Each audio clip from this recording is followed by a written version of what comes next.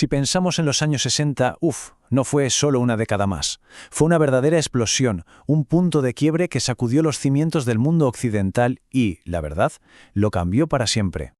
Y si hay una imagen que captura el espíritu de esa época, tiene que ser esta. Woodstock, cientos de miles de jóvenes juntos. Para muchos, fue el clímax de toda una revolución. Pero claro, al ver esta multitud, uno se pregunta, ¿qué significaba realmente? ¿Era solo un festival de paz y música? ¿O había algo mucho más profundo en juego?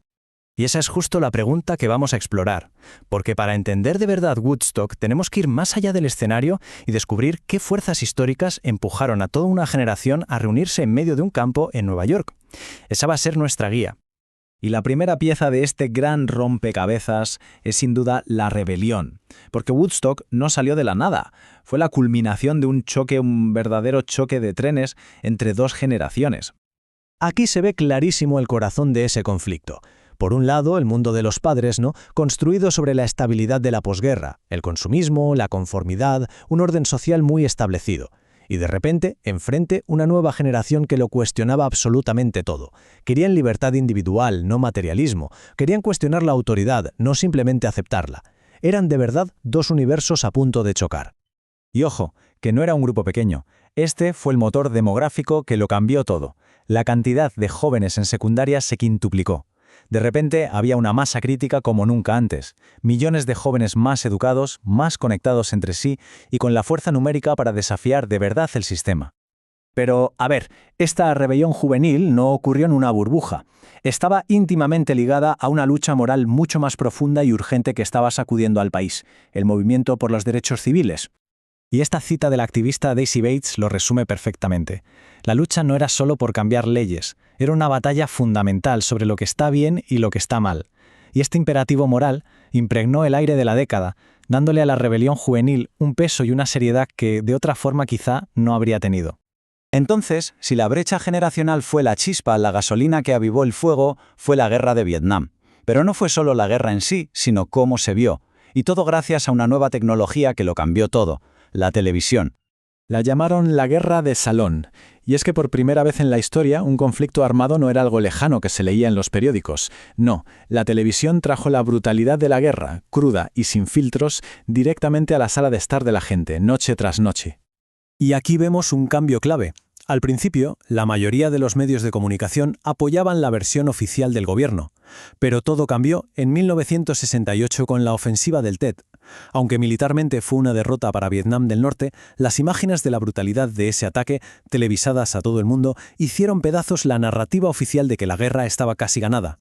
Y este es el punto crucial. Por primera vez, la versión de un gobierno sobre una guerra se enfrentaba cara a cara con la evidencia visual que la gente estaba viendo en sus propias televisiones. El confíen en nosotros ya no era suficiente.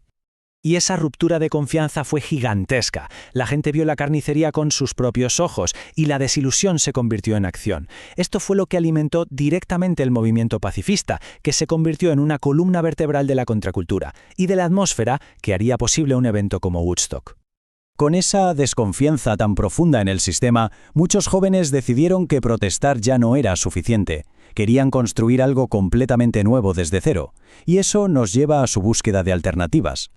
Y esa búsqueda tomó formas muy diferentes. Por un lado, teníamos el mega festival de Woodstock, una ciudad temporal de casi 500.000 de personas.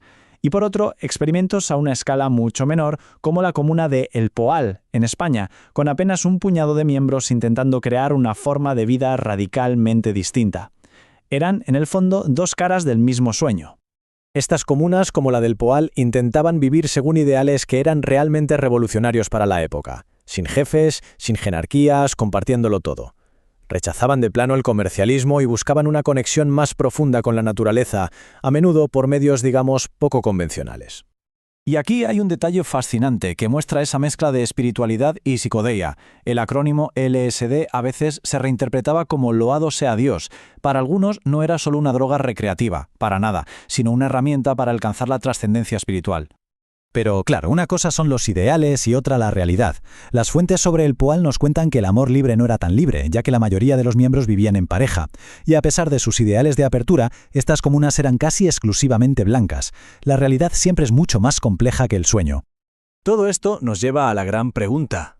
Después de todo ese fervor, de toda esa energía, ¿qué quedó realmente? ¿Cuál es el legado de toda esta disidencia?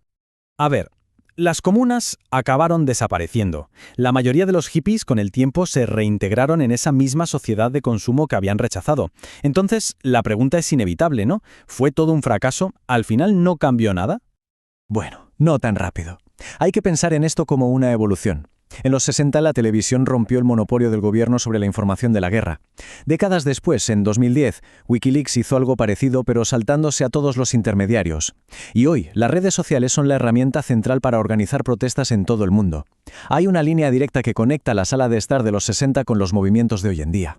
Y ahí está la clave de todo. Quizá la revolución hippie no derrocó al sistema como soñaban sus protagonistas, pero fue precursora, plantó las semillas y, lo que es más importante, normalizó la idea de desafiar la narrativa oficial. Es un legado que ha moldeado toda la disidencia que vino después y que nos deja con una pregunta que sigue tan vigente hoy como entonces: ¿quién controla realmente la historia que vemos y que creemos?